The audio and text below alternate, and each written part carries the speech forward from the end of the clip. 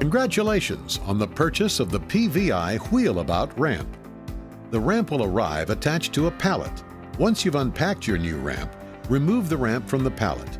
Then remove the installation instructions and the zip ties. Remove the quick release pins from the handle. Fold the handle up and replace the quick release pins to lock the handle into place. The handle is used to help move the ramp around more easily. To ensure that the slope of your ramp remains within manufacturer's specifications, locate the chart on the back of the ramp which indicates how steep the ramp can safely be sloped based on the ramp's length. To use the ramp, wheel the ramp to the desired area. Remove the quick release pins and fold the handle down and replace the pins to lock the handle into place. Next, lay the ramp flat with the hook side down.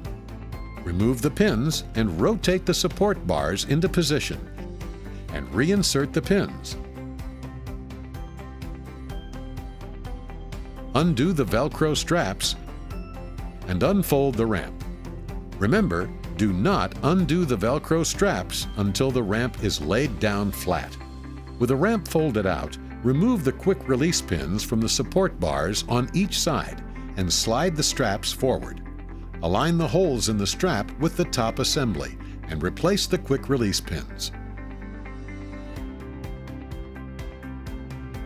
Finally, move the ramp into position and make sure the hook of the ramp is pressed firmly against the step.